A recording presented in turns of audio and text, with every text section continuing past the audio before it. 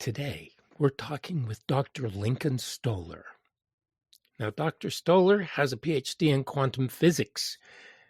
He has taught, he's worked as an educator. He's also been a Mountaineer, a hypnotherapist, and an EEG Neurofeedback Therapist. He grew up on the East Coast and is now in private practice as a clinical counselor in Victoria, BC, Canada. This is a man who loves learning. He loves talking about education. He hates teachers, but he works on hard problems and he works hard on problems. So let's see what he has to say today. Let's go on in. This is the Educational Triage Podcast. Welcome. We invite you to come along with us on an exploration of interviews, issues, and other exciting and relevant topics in education, especially alternative education. They say alternative education is a laboratory for mainstream education. Why?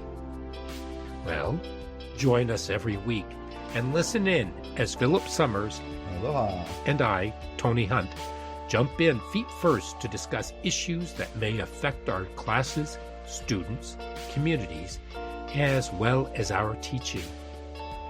Please subscribe if you enjoy and find relevance in what you experience here. And if you haven't left a quick review, please do. We appreciate your candor and insights so we can improve as we move forward. Now, let's see what's on board today. Hey everybody, welcome back to the Educational Triage Podcast. This week, alongside the philanthropic Philip, we have special guest Lincoln Stoller. Education. You have some very strong opinions on education. You've written about education. You have different things in different books about your theories of education. You were mentored by John Taylor Gatto. So why don't you tell us a little bit about where you're coming from and your view? What's your primary view and philosophy of education? And we'll just kind of springboard from there. Well, it changes day by day. But today, I'd say there are three views. One is personal meaning, what's useful, meaningful, and how to learn things that are personally useful. And then there's being creative in a field, usually, which involves a different kind of learning. Some sort of connection to some other standard, scientific, artistic, musical, or something. And then I'd say there's cultural, which is relative to another standard again.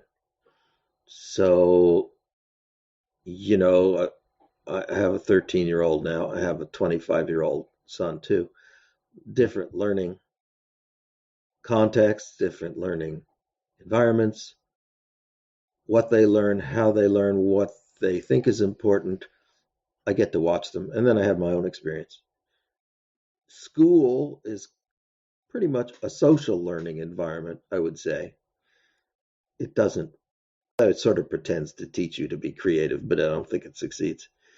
And it also doesn't succeed in teaching you personal meaningful stuff.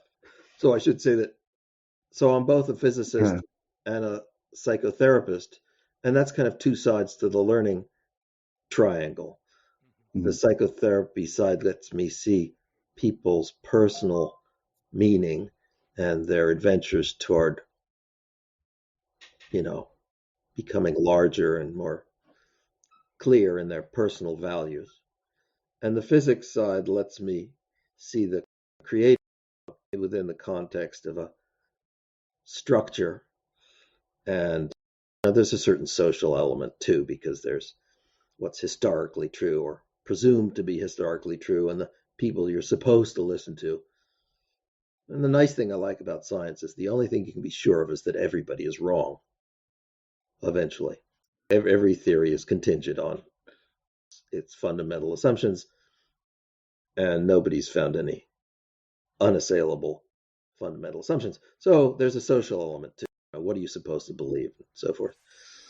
Right. Well, with science, aren't you supposed to go about science with the notion that it's wrong?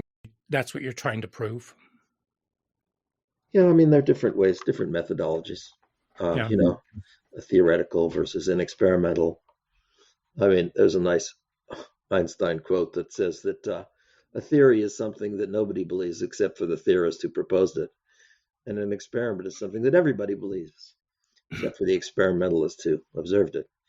So it depends, and there's truth. That was definitely true. That's true. It's absolutely true. Yeah. So, it's a very interesting alternative area in learning. So you go to school to learn these technical fields, and you either come out believing it, and then you become a professor, or you reject it, and then you become a researcher, or you go into some other field because Yeah. of how you're rewarded or not. In your book, Becoming Super Genius, I was reading along, and you had alluded to the fact, well, actually, we were specifically saying that creativity is in every endeavor that you do. It's almost like art in a lot of ways. You're creating art, you're creating something, regardless of what it is, may it be a note to somebody I was getting, or, what a piece of sculpture or a painting. And you also were talking about how schools generally don't really address the individuals. They just sort of teach us how to behave in our society. So I guess my point is this is we all know that schools dump on creativity. They start dismantling it around fourth and fifth grade just to get us all regimented. Oh, it's What earlier could than we that, do? I'll argue. Well, yeah, I mean, I'm giving it the benefit of the doubt, but yeah, by the time fourth, fifth grade hits, you're supposed to be serious adult again. And so it stops appealing to your sense of creativity and starts appealing to your sense of just getting stuff done, I guess. What kind of structure could there be, like, say, after the age of 10 that would encourage creativity? Can you think of how that could be Philip's done at frozen. all? I know structure, that's a funny word. What kind of structure could we use to open up everything? That's sort of an oxymoron. So I started mountaineering because I like the openness of it. It has Okay. elements of creativity and exploration and learning and Oh, social absolutely. interaction and reality, and you could do the same with a lot of other endeavors. Um, I just happen to like sort of solo endeavors, but some people like team endeavors or group endeavors or even business. I mean, I should say even business.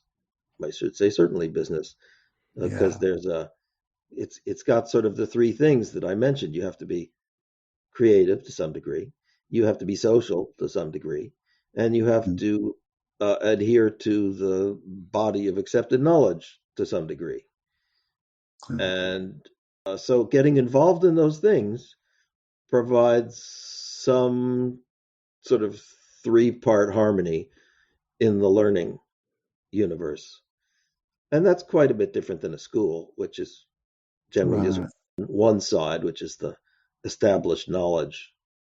Because I Yeah. don't even think, although schools are given the job of socializing you, I don't think they do a very good job of it. They just sort of normalize you. No. It's not the same as socializing you. Right. I They give think you where like you were rites of coming from, passage and Philip, things like that. Go but I ahead. think where Sorry, Philip was Ken. coming from is in the early years, from kindergarten up to third or fourth grade, they Yeah. start squelching the creativity. Yeah, but he asked That, what after 10, he said. So I was looking about yeah, after 10. How I about guess the 10-ish, difference, well, I four. started mountaineering at 13, which was early, but still. hmm And then Oh, I wow. also tried to do other things like slot car racing, which was probably good for that age because you build these little models and you do a little electrical motor work and controls, and now they're radio controlled planes and gyrocopters Right. and drones. And so there, and then another thing that's available for teenagers is like I mean, these are just things I did, like scuba diving, uh, Right. where you have to be responsible and there's some real feedback. So this is what I'm saying, kids do paper routes, right? I mean, that's a I traditional sort of reality had one of touchstone. those. I mean, even if you get younger, it's like the lemonade stand. That's people tell their kids to go out instead of.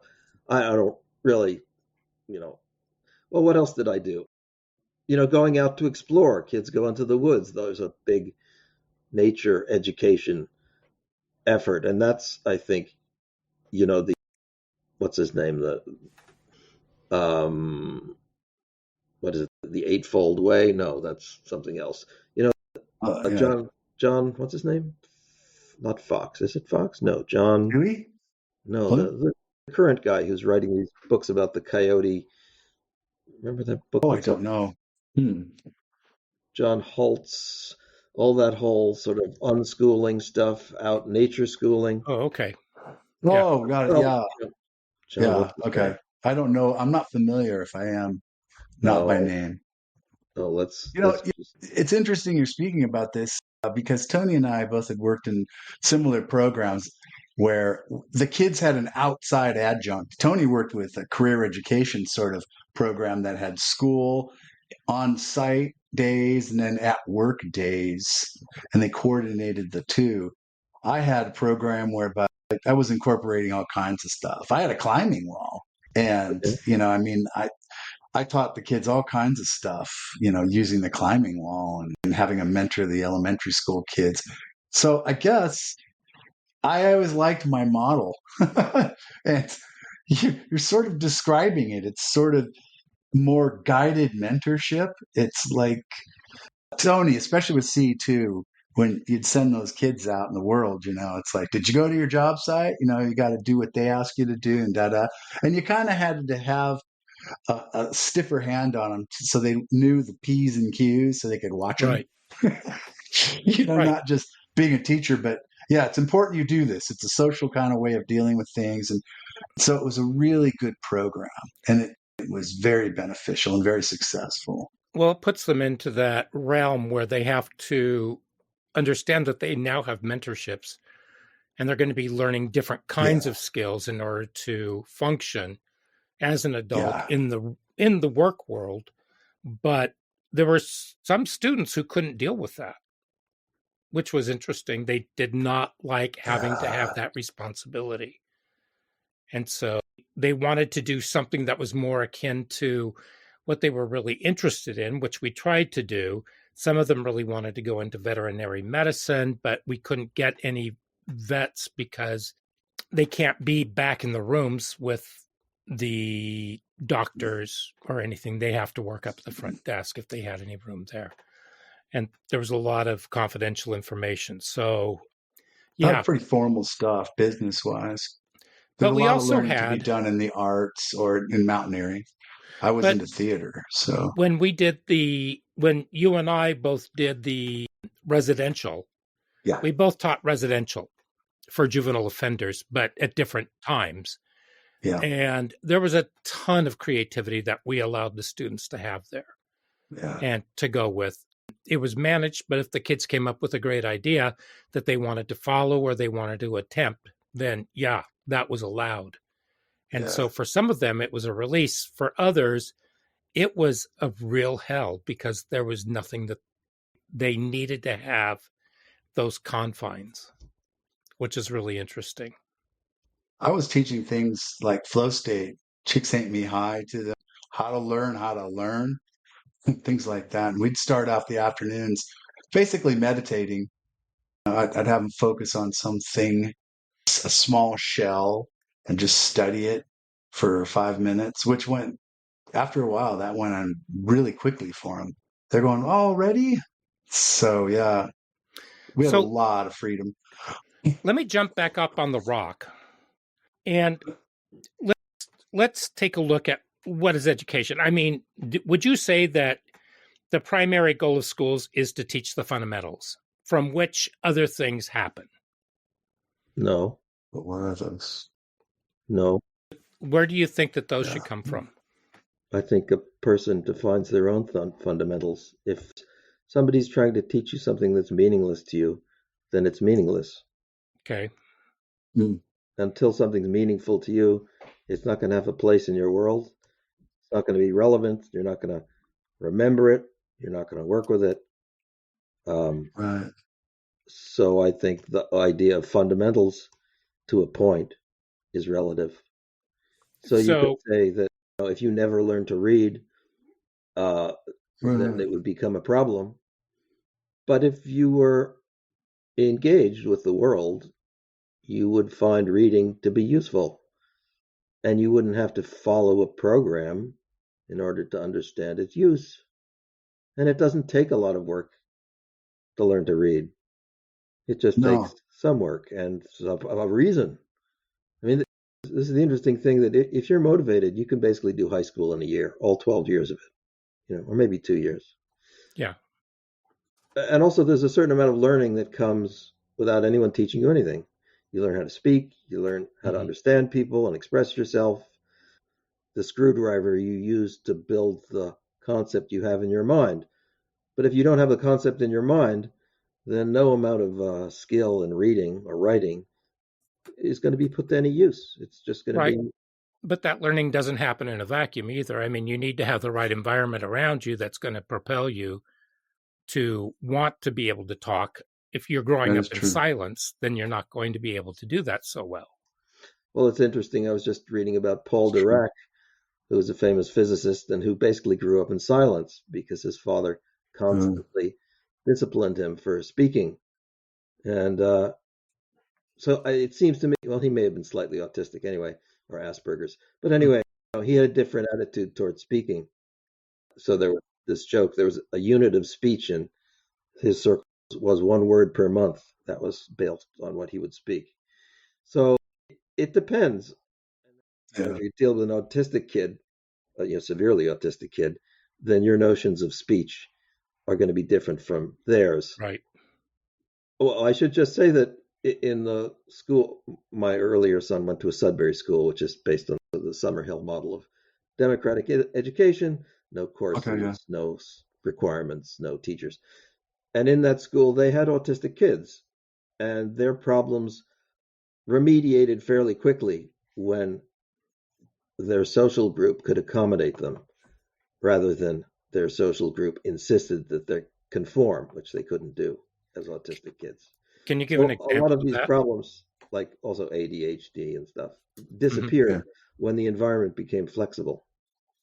Well, it became Makes total focused sense. on Yeah. what they wanted and what they felt that they needed, correct? And people around them allowed that.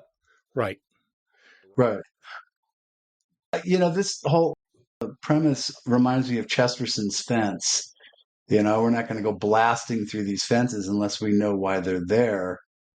But at the same time, I know why they're there and they need to be blasted through. And when you kind of advocated for not a formal environment in which to learn to read and write, for example, I started to kind of go, wait a minute, that sort of messed me up. But at the same time, you're absolutely right. For example, math and I don't get along, but I can do the math that I need to do really well and really easily because I'm motivated to do it. I'm not a mathematician per se. I have real trouble with equations and numbers, but when I need to know it, like I was a paramedic and I could titrate doses right down to the drops per minute, and so I learned the math. And I think you're right on that.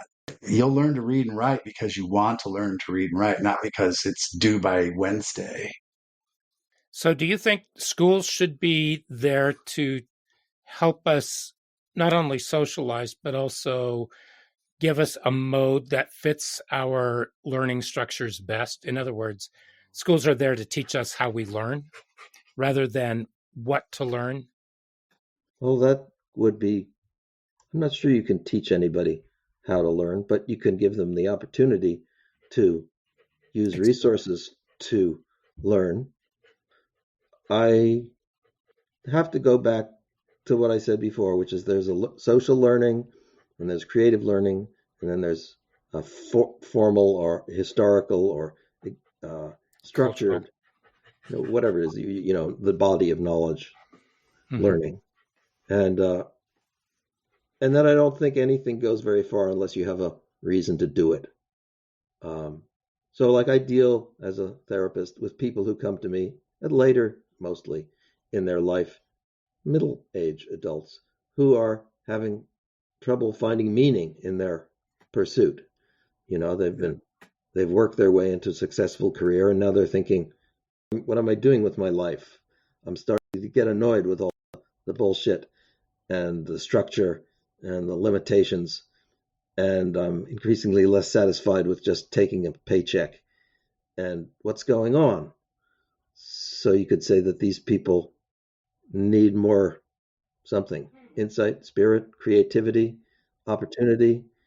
And they learned, these were high performance learners who did everything right, and got good grades and high evaluations, and they're searching for meaning. And then you could say, well, there are other people who didn't even learn that, and maybe they found meaning in some other place. There's like a story from Sudbury schools of, these may be apocryphal stories, but it doesn't matter. Some kid who didn't learn anything except to play the saxophone. That's all he did, ever. And then he made a profession of being a saxophone player, and Ken Robinson has the most viewed TED Talk by far on, the TED site. Yeah. And it's basically just to talk about finding yourself through learning. Of course, he's a great speaker. He was a great speaker. But he's basically saying, he has a story, a girl who was accused of having learning disabilities turns out to be a dancer. And everything she learned in her life came through dancing. This was her story as an adult, saying this is what happened to her. Right. And through that mode, everything became meaningful. And other people around her were in the similar mode, and they shared information. And there's a different social and body of knowledge and mode of learning that was appropriate for her and her other kinesthetic compatriots, which the normal school couldn't understand and was going to assign her the designation of retarded. And probably if they'd done that, she would then be retarded. She would act retarded and fulfill their expectations for a retarded person, and probably at some point believe she was retarded. So you could say the same thing of many people and their styles of learning. But you could also say, well, I have another interesting story I'm dealing with right now. A mother came to me saying her teenage son is a lazy, good for nothing, irresponsible, wastrel, and that I should fix him. Fix him. Yeah, I should fix him. So, so I get on, a call with him and I say, what's your problem? And he says, my mother. And so, yeah, it's clear his mother is the problem. And like, what's the story? Well, his mother is the one with the whole history of abuse and struggle and violation, and she's living vicariously through him. She wants him to do all the things she never could do, thinking that somehow that'll redeem her or something. Yeah. And the message I had for him was that it's really not about you at all. It's about your family. And how much can you stand to bear of her need for help? Because she needs help, but she can't take the responsibility of doing it herself. So here's another learning environment where the kid who's perfectly capable to do anything he wants is almost being obstructed by his mother, who's put herself in front of him. So she'll actually sit in his room until he finishes his assignments. Well, that'll ruin any assignment. Yeah. So the problem is kind of at right angles to every expectation. It's not his problem. It's not a school problem. It's not a psychotherapy problem. So the lesson he's learning is much greater than the assignment he's being forced to do. Well, the point is he may not want to learn that lesson. He may say, hell with it. I didn't sign up for this. I don't want to be my mother's therapist. And then the sad thing I'm telling is you can't avoid it. She's your mother. You're going to be living with her for the rest of your life if she lives so long. And so you're going to have to find some way to, keep this boat afloat. Otherwise, you'll have no family. So these are people who are actually, better off. I get people who, have real histories of violence and abuse, and they're even more difficult. And when you talk about what's education for these people, the whole idea goes out the window because we're just talking about survival. Exactly. That's very true as well. Yeah. So there's also, in a sense, maybe an evolutionary approach to education as far as where on the spectrum people are finding it and what they use it for. So Peter Gray from Boston College talks about how play is actually where children learn the social mores and they learn what the precepts are of society, et cetera, et cetera, et cetera, because they're mimicking, they're playing what they see at home, et cetera. And they teach that to what's acceptable and what's not to each other from their peers. And then they go into school, and that whole thing is just flipped around because now they're told to conform, they're told to stay right there. But is that sort of that would play into the socialization, maybe some of the cultural, would you say? And that it's all evolutionary is what he also says. I don't know. You have to repeat. You have to rephrase that. He says that learning is evolutionary and it evolves from children playing with each other. Mm-hmm. And when they're playing, let's say they're playing mom and dad, maybe they're playing, neighbors or whatever, and they're the Flintstones, whatever we did when we were kids. And that's where they start learning the social mores and they bring that. And so they're using their imagination, they're using a lot of kinesthetic energy, they're using their observations about the world around them. Mm-hmm. So would that entail the personal as well as the cultural of the three that you gave us, and possibly part of the being creative? That's right. I think, to me, the whole idea behind nature schooling, and it was John Young I was trying to think of, Oh, okay. Coyote's Guide to Connecting with Nature, and what does the robin teach us, or is that what it's called? Okay. And actually, he says it's built on some Native American or indigenous teaching. So yeah, you get into an environment that is rich, that is fractal in the sense that it's detailed even on the small scale and on the large scale. This is why I think nature is so useful. You can look under a leaf or you can look into clouds, and there'll be lessons at every scale. And to some extent, there's an interaction between every scale. Clouds make rain, and rain makes weather, and weather makes soil, and soil makes plants, and we eat plants, and there's no end to the string that you can follow, as opposed to a library or a school or a class which has an assignment that finishes and chapter 6 ends, usually in a kind of wrapped up way that doesn't either inspire you or tell you where to go, and it chops everything up into subjects as if the world. I mean, we all know that that's really for the benefit of administrators, graders, and basically the whole Prussian model of teaching people how to work. Yeah. And one of the answers, or if it hasn't been asked yet, questions, is whether the system can be fixed. And my feeling is that there isn't one system. There's a social system, socializing. School, at least public school, is mostly a socializing effort. And then there's a skill effort. You have to know how to drive, or have to know how to read. The basics are really work basics. And then there's the creative aspect, which is both material creative, constructing new things and ideas, and personally creative, finding insight into your family and yourself and your world. And none of that is really taught. That's pretty much, I would say it's more than not taught. It's discouraged because you're supposed to take the answers, not question the answers. Or in other ways, Right.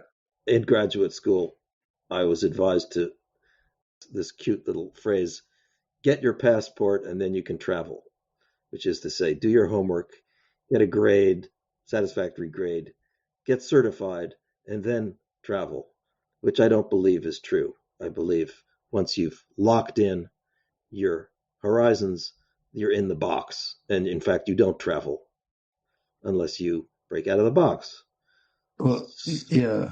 which is What not you're what we're talking taught. about was it's a very limited approach to everything, considering the human experience is so vastly wide open. And we're telling people, here's what you're going to learn, and here's why it is important. So I think it's relative. In Yeah.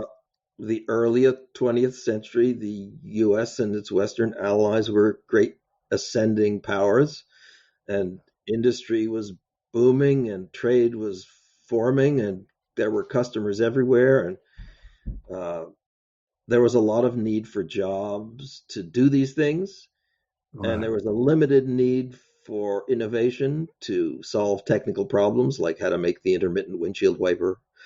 There's a whole movie made about that, or all kinds of interesting technical problems, how to make a better airplane, how to figure out traffic flow.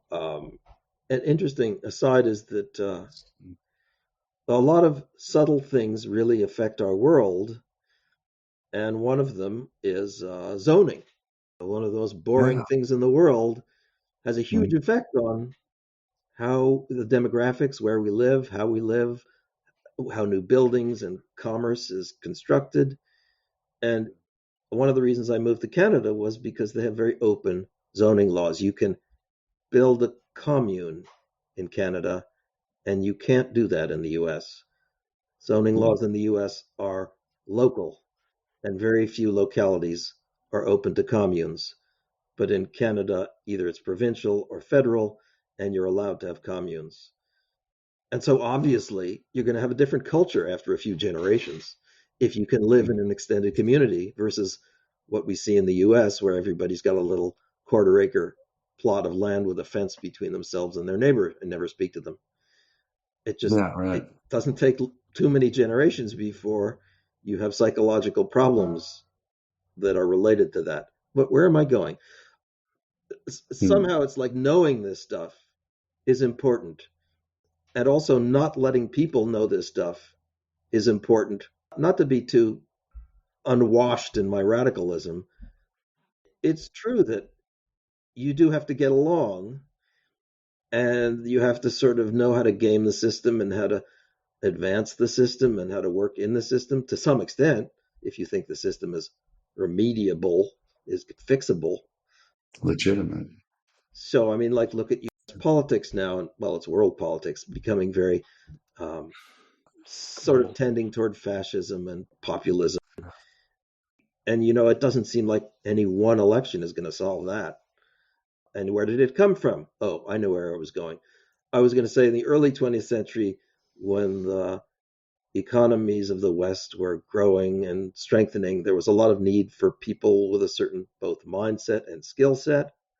And those are the kind of people that were taught, and that kind of legislation that was passed, the kind of social programs that were enacted. Right. And that's sort of maybe that arc has passed its peak where, China is not anymore 4 billion or whatever it was, 2 billion poor people. Now it's like 2 billion middle class people. And we're really in a lot of chaos. Products that cost $200 to make in the US cost $10 to make in China. And now the question is, are you going to vote with your wallet, or are you going to vote with your morality? Support slave labor because it's cheap and it makes your family more comfortable? Or are you going to buy locally? Or, that kind of Hmm. mantra. Yeah. And I think we're facing that now. And so now you've got a school system that teaches you on an early 20th century model, and we're in the 21st century, so that if you learn what they teach in school, you'll basically be behind the curve. I'm not even talking about artificial intelligence and all the Oh other yeah. things I that are agree. on the horizon. Just basic, Yeah. So there's no point in learning a lot of the stuff that's considered basic. I went to college and graduate school, and I would never have learned to write if I went through the standard program. Liberal arts, graduate school, they never taught me how to write. And at one point, I discovered I didn't know how to write because I failed a writing test, which I wasn't actually supposed to even take, but I took by accident Um, and failed. yeah. And then I got upset because I thought I wasn't an idiot, and it turned out I was an idiot. And I had to sort of get remedial help on how to write. And it was interesting, I learned a lot, and now I've been writing for a decade, so I can write better. But it's definitely a skill. I Mhm. learned you don't say what you mean. You say what is effective in communicating, which is Mhm. rarely what you mean. Right. So Yeah. Let me ask you this. Do you think that those are the reasons why people seem to be, or maybe I'm wrong on this? I feel as though more and more we've become averse to risk. And students are just terrified of putting themselves out there as far as taking risks. And then the people who do take risks, there's a lot of, I just hear people mock them for seems to. failing. Well, So, I, what's that all about? I can't say exactly because it's generational. And I'm not in that situation, and I don't want to be in that situation. I mean, if you put me back in high school, I wouldn't last a day. I'd start breaking windows. And so, in some sense, I can't really tell you what it's like to be normal as a student today because I would refuse to be. I was a sort of normal student in my own day, which was in the 70s and the 60s, Mm. depending which school you talk about. But I wasn't a very good student because I didn't like it, and I knew something was not right here. You know, it's like being in a family where nobody cares. That's what school Mhm. is, or it was Same for me. here. Same experience. Same time. Yeah. And so after a while, you say something's not right here. Nobody's really doing what I need. I don't really see them doing what anyone needs, and no one's even coming to answer the question of why they're doing anything at all. Mhm. So I have to say this is my current experience. So and we talked about this before. So we talked about the N word, and it seems to be a real charged word today, and it makes me Yeah. laugh because there's so many other words that could be charged, you know. But it's the flag, it's the skull and crossbones flag of socially inappropriate behavior, the ultimate taboo. And it really bugs me because I grew up looking, I wasn't supposed to, but I secretly looked, or not secretly, it just happened to be available to me to look at the history of uh, 19th century America and racism in the early 20th century, Mhm. and what was going on in the South, and what blacks and other colored peoples were subjected to, indigenous immigrants, but Yeah. mostly blacks in slavery. And it's so heinous and so awful and so far beyond the pale that for me to feel that everything could be made right by a small newspeak language, gets Yeah. me all upset. It's similar to in Canada. There's a whole sort of reconciliation issue about treating Native Americans with Mhm. deference, Yeah. which is also bullshit because it's basically for making white people feel good. And so I think the prescription against the word nigger is also another one of those things to make white people feel good because you're not actually doing anything and you're not learning what the real crimes were. And it's not about a word, it's about how the word was used. And, you know, a knife is not bad. It's when you stick it in people that it becomes a problem. So the word is not Exactly. bad, but it's when you stick that word in people. And so by forbidding people to say the word, you're then pretending the whole thing never happened. And I think The it's like saying absurdity. the Holocaust never happened. Very much like the same thing. Yeah. The absurdity comes when it's stated that the person's reclaiming the word when they're the person that it's come from. For example, when I was traveling in Europe in 78, right out of high school, and I met a guy, and he was in Germany. He was very excited about going to the protest and the pride parade for Schwuls in Germany. Now, Schwul is German for like gay boy or sissy or something. I don't know exactly. But they used to call gay folks Schwul. And so he said, we claim the word proudly, like Americans did the word gay. And I thought, yeah, just take the word and go, okay, great, I'll be that, whatever. I'm not that, but I'll be that. And it really took the power out of it. But you can't, black folks can't even say nigger on TV. I mean, Well, they they used can't to, I do mean, for a while it was it. a term of endearment, kind of Kind a of, boys yeah, in the hood kind of thing. Well, it still is. yeah. Okay, so, but it's, Actually, yeah, you know, yeah. so Well, where are we Not going with something that? I couldn't use, but then again, I'm okay Well, we with were it. I'm talking about totally okay with risk it. aversity and Right. where Yeah, everybody risk is today, aversity. et cetera. Yeah. Well, so I think the answer is that you'd have to ask that question in the context of a person's environment.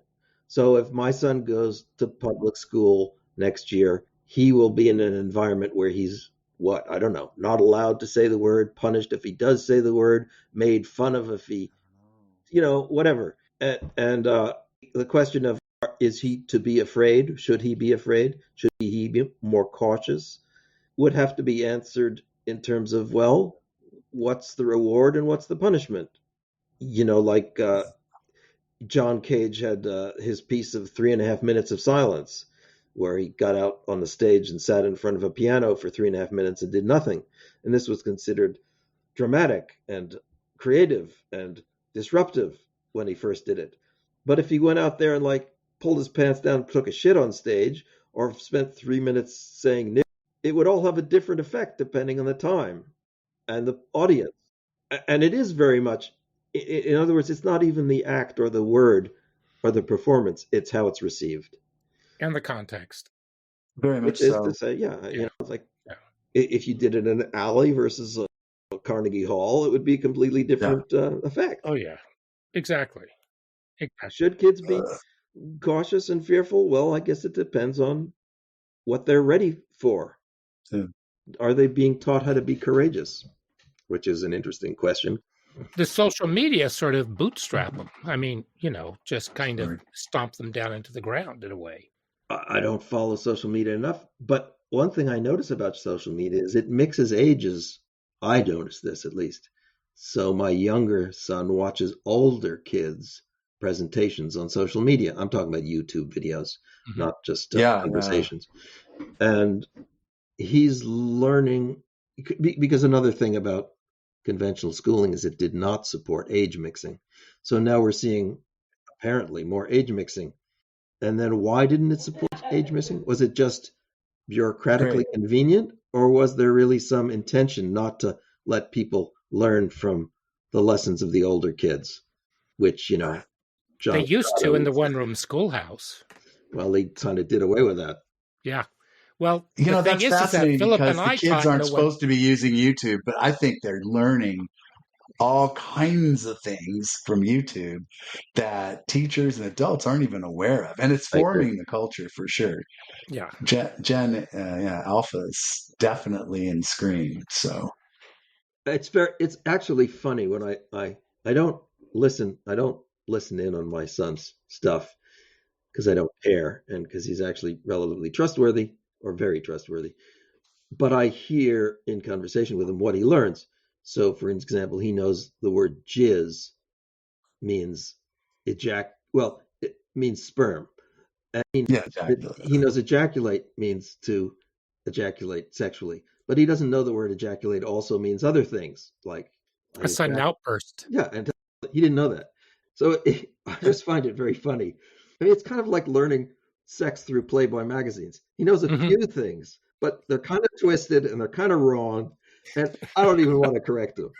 Hey, what's wrong about learning sex from Playboy magazines? Come on. Yeah, I was innovative. Really. My brother was older. And I told my son, what did I ask him? I said, have you been playing doctor at all? He said, what's playing doctor? And I thought everybody plays doctor. You get the neighborhood girl in the bushes when you're 4 and you probe each other, or 6 or 8, or I don't know. It's like everybody I know played doctor. I show you mine, you show me yours thing. Yeah. Pretty much. Because it's I mean, you're curious and but you want to know. Doing that now. And I think one of the reasons they don't seem to be doing it is because it's not a prohibited thing. Now there's a lot of age mixing. And so everybody knows that they're going to hear from somebody else. They don't have the same level of secrecy. Everybody's talking about whatever he's doing. They're saying social media. They're seeing it on YouTube. Yeah. The older girls and the younger girls and boys. And nobody's keeping them apart so that there's the secret mystery that they have to explore in the bushes. But it's just a different environment. Kids aren't playing together as much as they did when we were younger either. Well, mine are. See, that's the difference. Mine are because they're homeschooled. Homeschooled. Oh, okay. Yeah. But see, I know a lot of, there are no other kids on our street aside from the kid next door. So they have to arrange play dates. And they do, And then in my case. And then the parents are there during the whole thing, observing everything that's going on. Well, not in my case. That may be relative to the situation. In my case, they're off just doing whatever they're doing.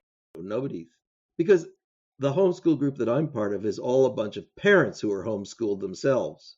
So they trust their kids to a higher degree, perhaps, than others. And they're off doing what they're doing. They sit on the trampoline for hours and hours, beating each other up, telling dirty jokes. Who knows what they're doing?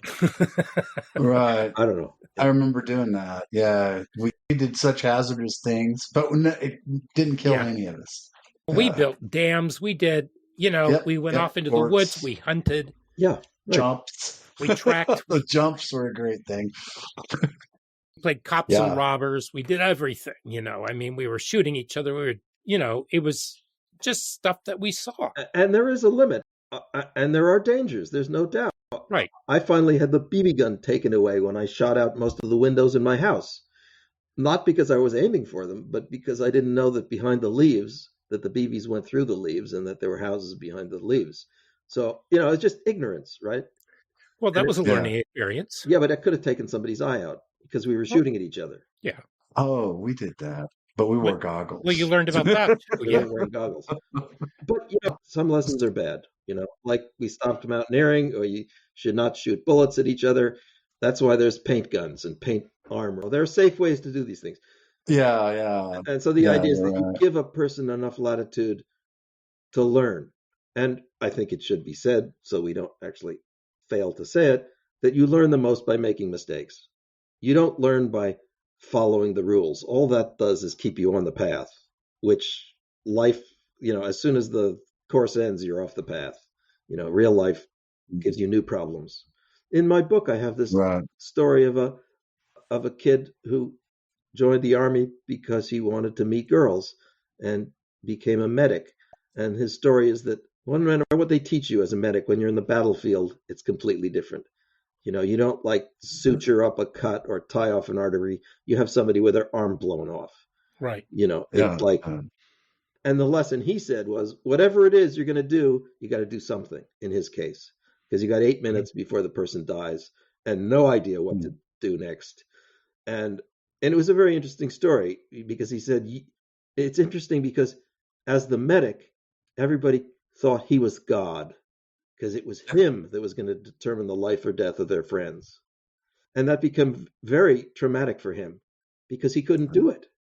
All he could do was the best he could do, and he didn't know whether they were going to survive or not. And they would, in the battlefield, he'd be given dead people and be told to fix them.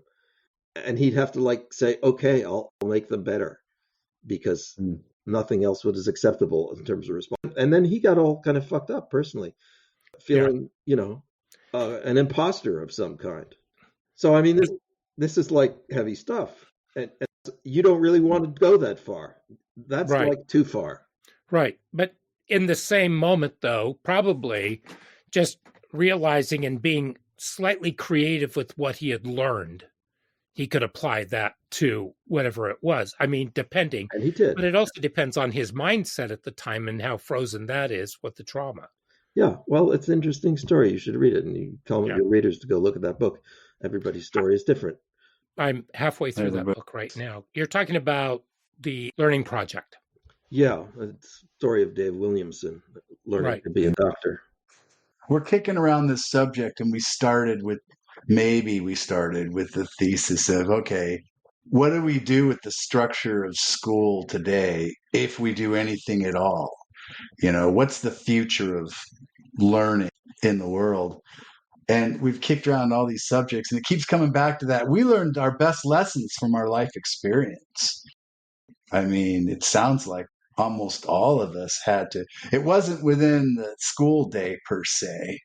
It was like the monumental things that happened to us. At least we thought they were, like Dave, things like that. That was a huge learning experience and very valuable, relevant. And so we're kind of kicking around. The more we kick it around, the more I realize that I think the structure itself of schools is gone. It's outserved its usefulness. It's no longer needed. I don't know what's next, but I would love to kick it around with very intelligent people for a while and come up with a plan because I think the way schools are now is I keep coming back to the same conclusion. They're inefficient, they're unnecessary, They're irrelevant. That's why we they're have irrelevant. that burgeoning absenteeism. I think maybe, yeah. Almost 50% now. I would also say the whole argument creates these factions with their own attitudes and arguments. And, if you had a teacher, somebody who was trained as a teacher and earned their profession as a teacher, defending what they did, they'd tell you how useful it was and how relevant it was and how, various things. And it can't be denied that there is some relevance and usefulness, utility. The question is it efficient? Are they efficient? Are they adaptive? Are they making use? Are they valuing other people's time? And are they unbiased? Well, they're clearly biased. Another girl in my book who said when she went home from school, she'd be interested in all kinds of things, cooking, animals, ecology, the weather. But then she went to school and she had no interest in doing anything. She would just sit there and, become a zombie. And then It was irrelevant. And at some point, she said, I can teach myself. I don't have to. It's kind of a mysterious thing. I think we'll never figure out what triggers learning, but something triggered her. And she said, I have an open mind. I can actually go somewhere with these resources. And then it became a personal mission for her. Is this the one that went to South America? No, this was the one who went to a Sudbury school, which didn't teach her anything, and she didn't learn anything until she got to this point where she decided she wanted to learn everything. And Okay. then she was off and running. There it is. Yeah. And I think that's well, I have to go back to where I started. There is social learning, there is book learning, and then there's creative learning or learning to take risks. Yeah. And so, there's a dwindling place for yesterday's book learning. There's still a place, there's still things you can do, learning to read, write, and do mathematics. But, it's a tremendous waste of time. 10 years when you're only 20 years old is half your life. And to spend it 8 hours a day, 90% wasted, is not efficient. It's not good for you. It's not good for the culture. And it's not good for whatever profession or pursuit you're going to focus on later is. And as I told Philip, there's the statistic that the educational outcomes, or whatever you want to call them, are only affected by schools 1 to 14%. I have a hard time believing that. I go 14 is the max, but there it 14 is. is the max because most of the learning is done outside of school. So that's what we should do. We being the royal, no, not the royal, the collective we. We should we should take less time. This is what I would say. Schooling should be reduced to like 4 hours, 4 days a week instead of 8 hours, 5 days a week. That would be an improvement. I'd agree. And that would scale it down. And then the question would be, okay, now you have some extra time. You don't want the kids turning into like gang warfare or whatever wastes of time or antisocial behavior could develop. So then you got to provide something else. And the structure isn't there. It's just not there. So people, it'd be nice if you can afford to send your kid to wilderness school, and maybe that would be the aim. But now most parents probably have jobs that mean they're not home during the day and they can't provide, which is sort of the whole purpose of school or conventional school, to be daycare.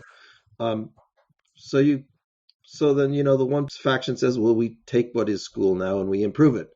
And the other faction says, we just throw it out and create something new. My personal feeling is that you get further by throwing it out and creating something new, because there's so much momentum and so much rigidity in the system. What are you going to do? Go to the principal of your high school and get him to wear flour and go play in the sandbox? It's never going to happen. This is what I've learned from therapy, is that once you're an adult, you're kind of locked into your mindset. You're invested in many ways, psychologically, economically, and culturally. So I don't think that, and this is what Gatto says, just somewhere between just leave it and burn it down. I mean, burning it down is not very nice because, there are people inside. But leaving it means that you have to have somewhere else to go or not. I mean, there's also truth in that, and I tell my clients this, it's not bad to not know. Not knowing is the beginning of learning. So before you have an answer to anything, you're going to not know. And that's going to maybe a big place of not knowing, as big as whatever it is you're going to need to fill it with. I've also found that by knowing some things doesn't improve the situation anyway. It is what it is. I mean, Well, it's and nice to actually, know the why, but it's happening. well, You're I in the think you need to start with the why. moment. But I mean, if you're getting your butt kicked, you're thinking more about getting butt kicked, working on it instead of why. And if you do know why, it's like, still a butt kicking. Well, the rule in therapy is, you know, stop the injury. When there's an injury, the first thing to do is stop the crime. So if you would think that you sort of transform that to education, you would say stop the miseducation. Right. The structure itself is what's causing the harm and impeding the progress completely. So I would consider going to most compulsory education an abuse of another person's personal value. So I would say stop that.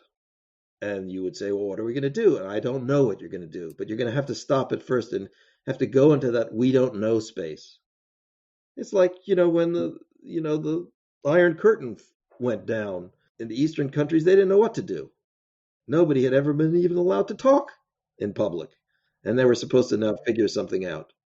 And I had a friend who was part of the solidarity movement in Poland when the place became democratic, and he said you just had to let people Like talk. Falesa. Yeah, he's one of those people. Yeah. And you just had to Yeah. let people vent. They would say the craziest things, and you couldn't stop them. They just had to get it out of their system for a long time, just a whole period of chaos before you could even settle down to say. I mean, we see this, when you have an emotional conflict, you just have to some extent, let it burn out. You can't like stick your foot in it and wrench it to the ground and think you've solved anything. It's not even, well, like Tony says, it's not even, you haven't even asked the question of why yet, or whatever the question was. What, why, how? All those questions have to be asked. I think fundamentally, if you want to change the system, you're going to have to answer why change it. And then you can say the what, which is to what? What do you want it to be? Well, they're But separate if you arguments. know why you want to change it, then that would be almost a natural transformation to the what. I don't think you'll have agreement on one just when you get agreement on the other, right? So you're going to work, they're You never separate will. questions, right? Separate questions. Well, you never will, because look at how many people have opinions on what education is and what it should be. Right. Everybody, I mean, opinions are like assholes. Everybody has one, right? So how are you going to figure this out? Now, if we say we need the policymakers to do it, that's what got us here in the first place. Because we know that fewer than 40%, actually fewer than 20% of policymakers have any idea of what goes on in education or what education is. And maybe that's not such a bad thing when you're trying to form something. So you need to have a decent melange of people who are looking at this. And most likely you want to have the kids tell you what it is that they want as well, because they're the ones who are being impacted. They're also the ones who know, they're on the front lines, as it were. They know what the real challenge is and the real social milieu is. Right. Right.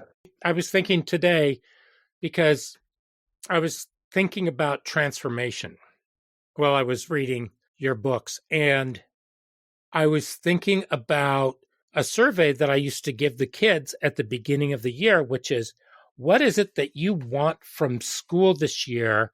What can we do in order to get you to where you need to be? And how would you like to get there? And what else do you want to learn? And my last year, everybody looked at me and said, Why would you give them something like that? Well, what age are you addressing? These are juniors and seniors in high school. Yeah, well, I think that's pretty precocious, expecting them to have answers when they never even asked that question before. And I said, because it tells us where they're coming from. It tells us what they want. It puts expectations on us on how we're going to serve them. Because I never saw teachers as being like the dictators of a classroom. I saw us as being, as you would say, a mentor or somebody who's there to help guide them in the direction that they want to go. And so this gave us more information for that. And yet I had these people who were against that. And I thought, wow, when I leave this year, that's going to be the end of this. And I was right. It's really interesting because they've taken, and this is alternative education, they've tried to transform it back into a mainstream classroom kind of role or environment. Well, that's what I was going to say too, because the structure is the way it is. Whether or not you want to be a semi-dictator, you have to be. It's set up that way. Yes. Mm-hmm. If you come into class late, where's your tardy note? I did attendance. Yeah, it's just yeah. I was toured. I was given a tour in the local high school, and you're walking down the hall with a group of kids and parents who are going to be entering in ninth grade next year. Mm-hmm. And each classroom has a teacher standing at the door, and there's some artwork, or otherwise work on the bulletin board in the hall. And you can see what they're doing. They're saying, oh, and then we went into a room where the math teacher, and they had a little game they did on the board for everybody. And it's going through my head as, oh, they're showing us how much fun we're going to have, how interesting the material is going to be. And I'm just thinking this to myself, this just looks like a prison. These are the barred doors, and these are the small windows that you can see out. And this is going to be your life, run by bells and halls and the 90% required courses and some small amount of latitude and a little time during the day when you can go eat or play outside. This is just a prison. It's just a prison with a different kind of clothing on. Instead of orange jumpsuits, you get to wear something else. I would have liked to have stopped and said to each teacher that that's what I felt they were doing. And they couldn't receive that. It would be against everything. And it would be a violation of what they think they're doing. It's like to admit that you are just imprisoning people when your whole sort of sense of validity was from the idea that you're empowered. So I would say, though, to muddy the waters again, that I know kids who went to Waldorf schools who in their last years refused to go to the Waldorf schools anymore and insisted that they go to the public high school because they wanted to see what life was to other people, not just the select enlightened few. Oh, an exchange program. They were going to really matriculate it into high school, and they were going to get lockers, and they were going to the whole thing, and they were willing to do it because they wanted to. I mean, this is they were fearless kids. They weren't entirely foolish.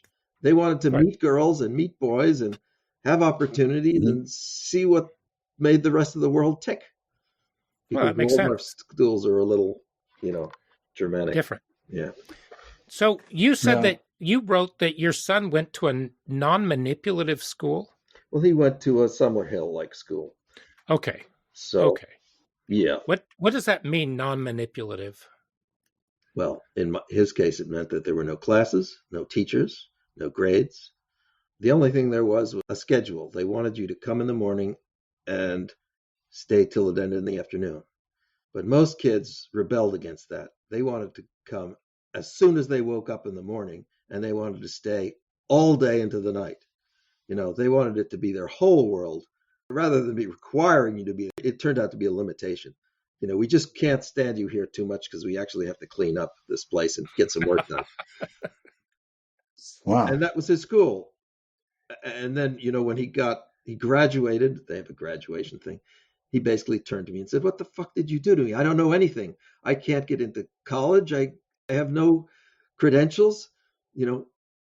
What did you do to me?" And, I kind of had to laugh because you never appreciate what's done to you unless you see it. have an effect. And it wasn't until he went to college, and now he's like been the star college student for the last 6 years, and now sort of runs the whole program.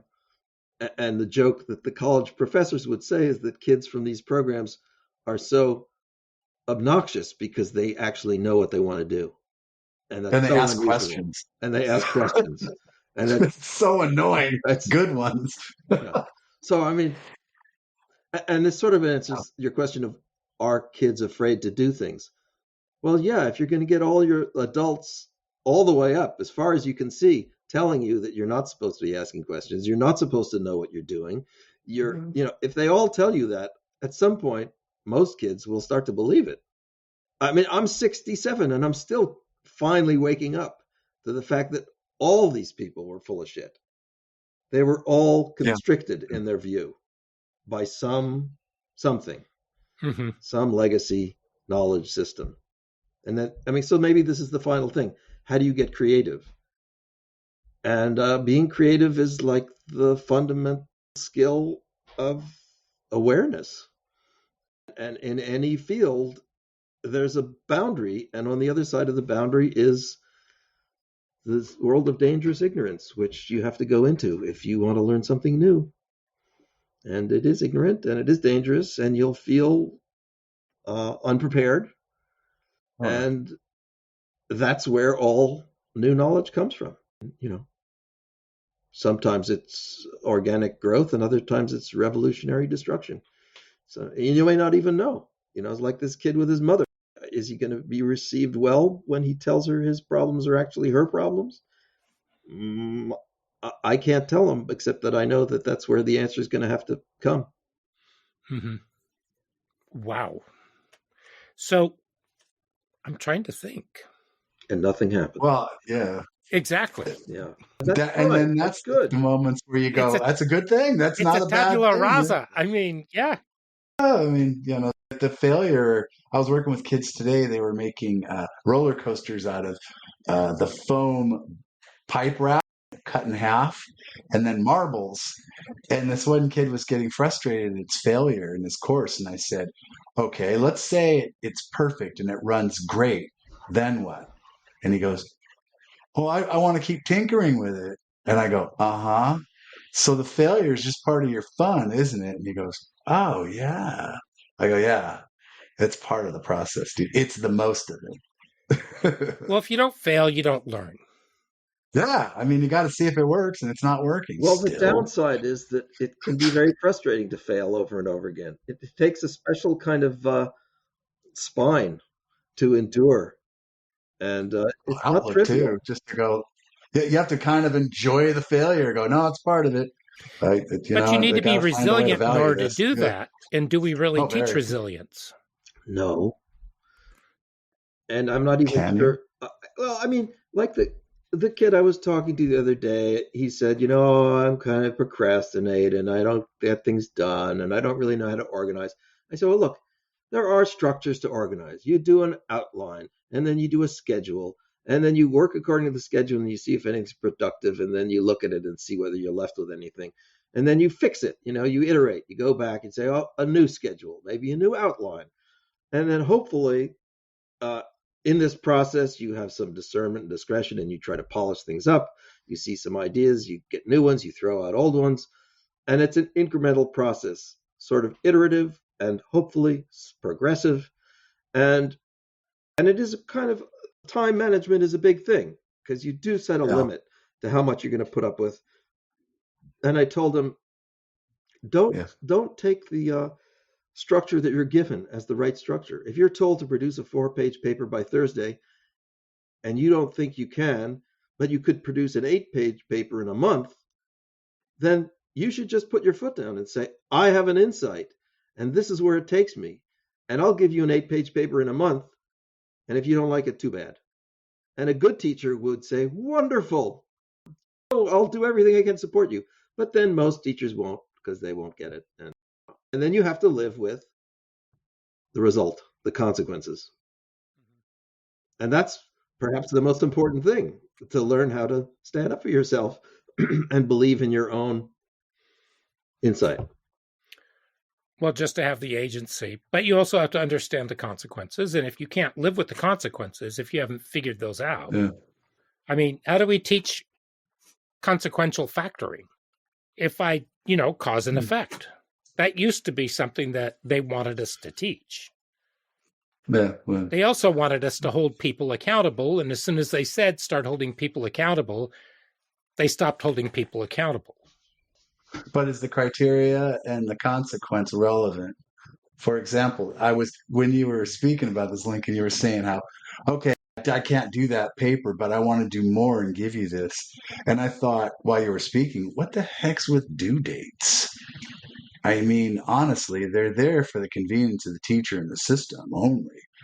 There's no due date in life per se. Well, the more courageous answer would be this whole assignment is bullshit and this subject is useless and I'm going to spend my time somewhere else. That would be the most courageous. See, I'll give you my example. I said in high school, gym class is a waste of my time. I want to go do bike racing. I'm going to cut gym class and I'm going to race my bike around the neighborhood. And I did that until I was finally caught and sent to the principal. And I said, I was very forward. I said, this is a waste of my time. This is what I'm doing. And I actually got the otherwise, semi-retarded gym teacher to support me. He said, yeah, it's a good idea. He should do what, because he appreciated building physical strength. And he could see that I was going to do it. But the principal couldn't support me.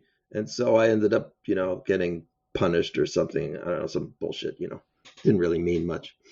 But, the alternative to writing a 8-page paper when you're asked to write a 4-page paper is to say, I'm not going to write any paper at all. I'm going to sit in my house and paint a picture because that's what I like to do. Well, I was assuming that he was or she were into that subject so much they go, you know what? A 4-page paper is just make work. I'm into this. I want to give it more. Well, that would be nice. Then you'll get rewarded. But Yeah. what you want to do is, I want to go out. I want to hang out in the neighborhood and listen to what people are saying for the rest of the semester. Or Fine. I mean, whatever. What do you plan on gaining from that? Let's come up with a preliminary idea and find out it probably isn't even relevant anymore, but have an idea of what you're looking at I and think that's what good. you want to do. I think Yeah. that's a reasonable thing. You could say, look, this is another story in my book. As a teacher or as whatever my role is, supervisory role, I'm here to help you do something. So let's figure out something that's meaningful, that's beyond what you already see. So maybe you see this is what you want to do or want a place you want to be. Maybe you like horses. I became a volunteer at a veterinary hospital. That was actually pretty awful. But nevertheless, okay. You learned that. Cleaning up dog shit and watching how badly they treated the animals was very disheartening. But certainly turned me off to any desire to be a veterinarian. But yeah, I mean, okay, take it to the next level. Teaching a kid, I don't know if teaching is the word, empowering a kid to go beyond their first insight to their next insight. Yeah. Right. I don't think that's so hard if you're sensitive. Mm-hmm. No, sometimes. Go ahead. I was just going to say, sometimes just having a conversation with them and probing and getting them to delve further, and that sort of ignites something in them that makes them want to figure something out. And then, you just keep going with them. But that's part of the mentoring process, isn't it? Yeah. Well, that mentoring is not that well defined either. Apprenticeship is a kind of mentoring. But I would say, my best mentors, and this would differ for other people, would be the people who gave me the most resources with the least constraints. And they gave me a goal so that I had the resources and a goal, and they gave me the greatest amount of responsibility. I like responsibility. Maybe other people don't like that so much. Maybe that makes them afraid or confused, and they're not as patient or they're not as stubborn as I am. And I could understand that maybe they need more help and more attention, and some of my mentors might not have been good for them because they didn't have that time. And I didn't ask that of them. That's accurate. So I felt that I got, like from Gatto, I didn't see Gatto more than a handful of times, but we made the most of the time. He's the one who told me to go see Phyllis Schlafly, and I never would have otherwise because I thought she was a terrible person. And he said, no, you'll find she's very interesting. Other people who've done similar things that have motivated me with very little input on their part. That to me, I'm not even sure if I call those mentors or inspiring people. Sometimes Mhm. they haven't even taught me anything at all. Just being around them has left Yeah. just watching them has been inspirational.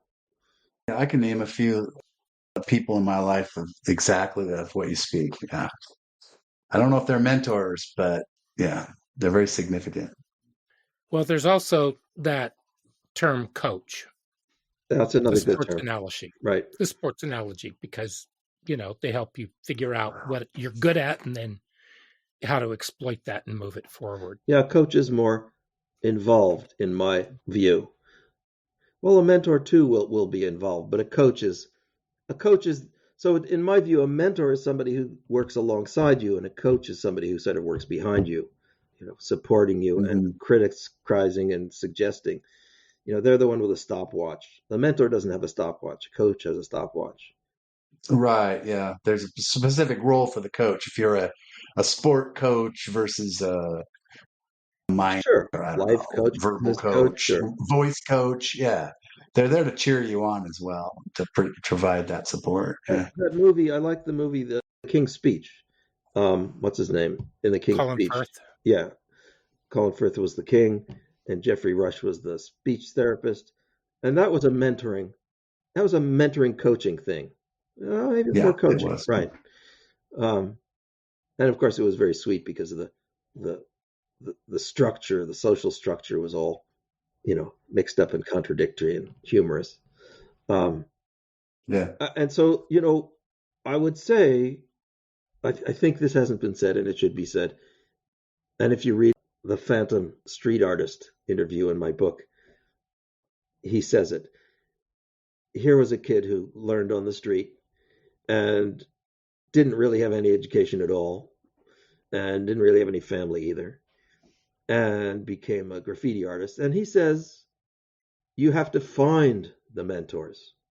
It's not for us to give them. A lot of the responsibility has to be the individual who's learning, the learner. Mhm. So it's not really, I think it's truth to this. It's not really about us creating the learning environment. It's more, I can't really defend this, but I feel this. It's more about us creating resources and encouraging learners to find them. You knock on the doors, you go to the library, you get bored, or you get fucked up, or you make all the mistakes you need until you realize that you probably get further using our resources than you would by just playing chicken on the railroad tracks or whatever stupid shit you might be doing with your time. I was thinking about that. Strangely enough, these mentors of mine, I never asked to be my mentor. I never said, "Would you be my mentor?" In this role of mentor, they just became what I see as a mentor, a person who guides me through life and gives me that. They didn't have the name. Well, one guy gave me a job, so that was pretty clear. Oh, I mean, I had a job where I had a mentor and I was working under this person, but then I had developed a relationship with another mentor in the program, and he became more or less the primary for me. So I see So all the my there's like a yeah, teacher, there's a yeah, employer, there's a coach, there's a mentor, and yeah. then I think at the highest level there's a person who inspires you, who actually doesn't Maybe that's it. doesn't Yeah. actually know that they're doing anything for you. You just see them, watch them, maybe sit around next to them for a while. They're just being them. Yeah. I mean, you just soak it up. Yeah. And hopefully you have a judgment I, to, yeah, I felt I to have was a really good lucky mentor. when I guess this guy was important to me. I wanted to know about physics, and I didn't know what even physics really was, or what it involved, or what it would require, or who I'd have to be with, or how what I could expect from it. And I don't think anybody really knows. It might change with time. Uh, So I looked up some professor at Princeton and went to visit him. And I was just very lucky that he was a brilliant, sensitive, helpful guy who kind of knew exactly where I was coming from and had no other responsibilities for several days and just spent several days with me. I mean, I didn't hardly know who he was. wow. And, I only learned later that, he was like superhero. still is considered, seminal in the field of physics. But he just, we just talked like brothers, basically. And I don't know what it did for me. It set a higher standard. In fact, no one ever met that standard, right? He set the highest standard of all. And no one, except for maybe one or two people like John Gatto and a few other people who didn't really challenge me at all. They just shared with me. And this guy didn't challenge me either. He didn't judge me. He didn't judge anything. He just said, well, this is what my life is to me. And this is why you might find it. I can relate to you. And all he did was encourage me. But it was more of a peer relationship, wasn't it? Yeah. Rather than... He didn't know how the universe worked either. I mean, we were complete equals. We were both in the dark. The fact that he'd had a Nobel Prize and founded quantum mechanics, he still didn't know. And it's true. And that's why he was great. And he's better than some of these physicists who are depressed about the fact that they don't know. He didn't bother him. I mean, that's very important. Yeah. It's almost inevitable with quantum physics that, for example, string theory, and everyone was all hot on that. Now, I don't think so. And I'm thinking, well, of course, that makes total sense that would kind of come and go, and we would move on in our knowledge base. I'm not sure even if you're doing art, some people, some artists, maybe the best artists, are never fully satisfied with what they do. Never. But at some point, you have to say, enough of that. I'm going on. I'm going to start over. And some people would throw it out, which I don't know who's to judge, and other people will sell it. There are a lot of funny stories of artists doing weird things. Yeah. Jackson Pollock just dumping paint on canvases and stuff like that. But who's to say that is not divine art and expression? I mean, I'm not venturing into that realm to say, no, this is, or no, it's not. There was a girl when I was in college. Her art was just hearts. She just made hearts, round hearts, red hearts, sharp hearts. So all she did is it was really hard to see that as artistic. But, there's this Japanese woman who made her whole living doing polka dots. I mean, maybe you remember her name. And, she's like, no, I can't. The great art of modern art in Japan. That's all she ever did was polka dots. And so who's to say? You're right. Yeah. Wabi sabi. I mean, it's the art of mending that which is broken. Right. Clearly doing it with gold paint.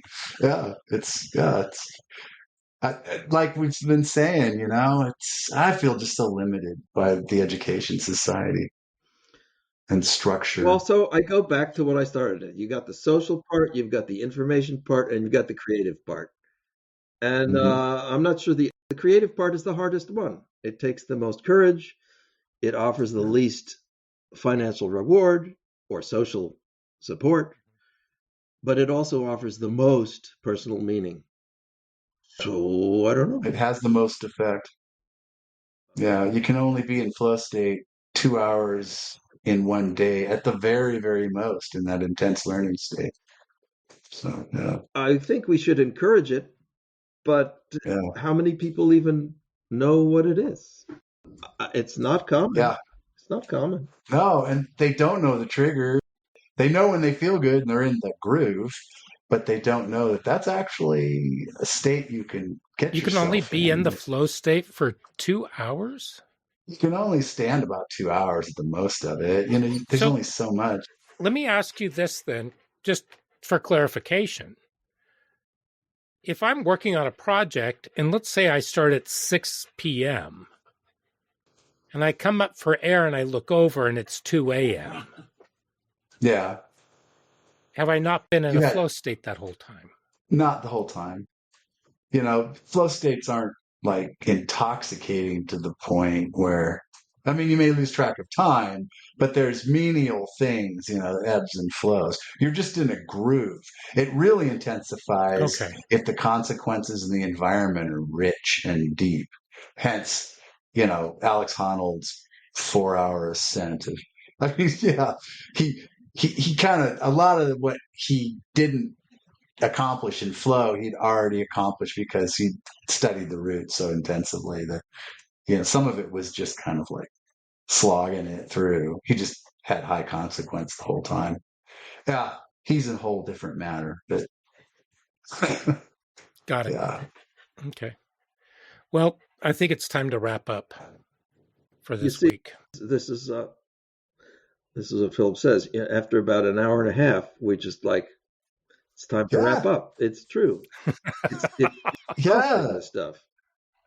And then the best thing to do is go and do something totally unrelated and recover, and then come back to the problem later. Yeah, But in 5 minutes, it's going to be, oh, crap. I should have. Why did, that's a it's going to be different the matter. second guessing. It's always like that. Or So, if you're It lucky, always is. if you're lucky. yeah. Yeah, if you're human, that's how it happens. Lincoln, I can't tell you how grateful I am Well, and what a pleasure this has been. Good stuff. yeah. Thank you.